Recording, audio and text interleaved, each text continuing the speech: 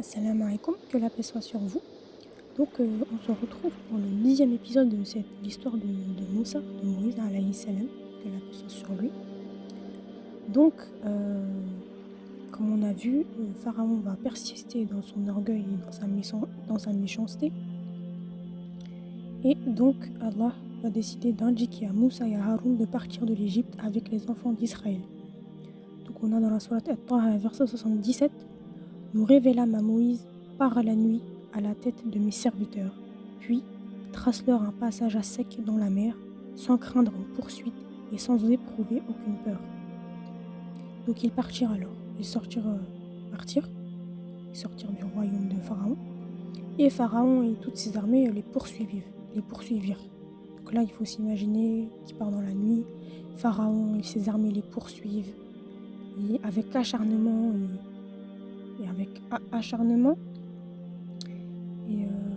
et donc les enfants d'Israël vont commencer à avoir peur. Et quand ils vont voir Pharaon et ses armées arriver, ils vont avoir peur. Ils vont dire à Moussa, mais ils vont nous rattraper là, qu'est-ce qu'on va faire? Et Moussa va avoir confiance en Allah, une conviction forte. Il va dire non. Il va dire, pour être exact, comme Allah nous le révèle. Donc on a la sourate Ash-Shu'ara, versets 61-62. Puis, quand les deux parties se virent, les compagnons de Moïse dirent « Nous allons être rejoints !»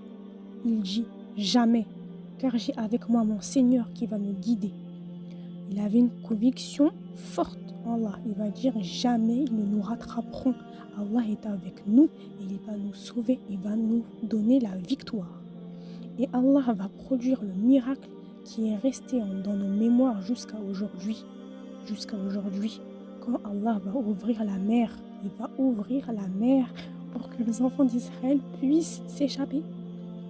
Et Allah donc produisait le miracle dont nous nous souvenons encore aujourd'hui, bien des siècles plus tard. Donc dans la sourate Ash-Shu'ara, verset 63.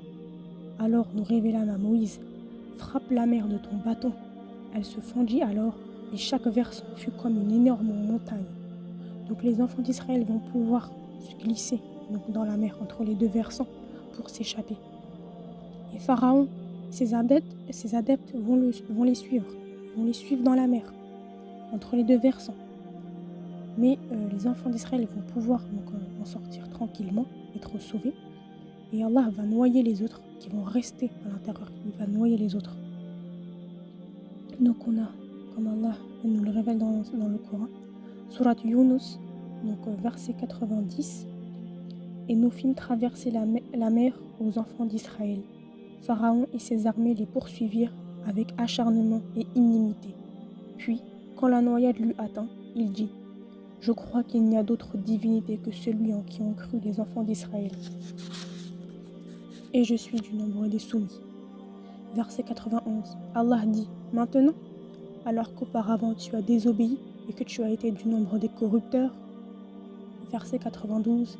Nous allons aujourd'hui épargner ton corps afin que tu deviennes un signe à tes successeurs.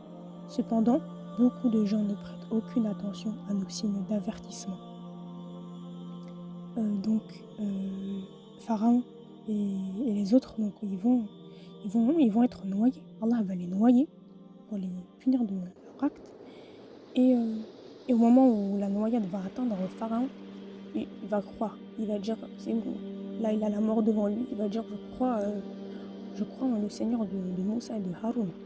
Mais Allah, il va lui dire maintenant, alors qu'avant, tu as été injuste, tu as fait beaucoup de mal, tu as menti et tu as traité les messagers de mensonges, les prophètes de mensonges, les signes de mensonges. Et donc, Allah, il va épargner son corps. Et subhanallah, qu'est-ce qu'on sait? On sait que, apparemment, à la fin du 19e siècle, donc le corps de Ramsès II a été trouvé, très bien conservé, jusqu'à aujourd'hui. Il est encore très bien conservé et il est en ce moment au Caire, en Égypte. Et ceux qui étudient son corps, ils sont vraiment très... Ils sont très étonnés de voir à quel point on voit encore bien ses traits et à quel point son corps est conservé. Et subhanallah, vraiment c'est impressionnant et même ça fait très peur. Donc voilà, on s'arrête ici pour les histoires de Moussa. J'espère que les récits, Inch'Allah, vont pouvoir vous être utiles.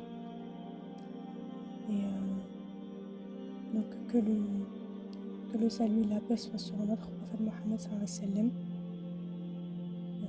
Et donc je vous souhaite, Inch'Allah,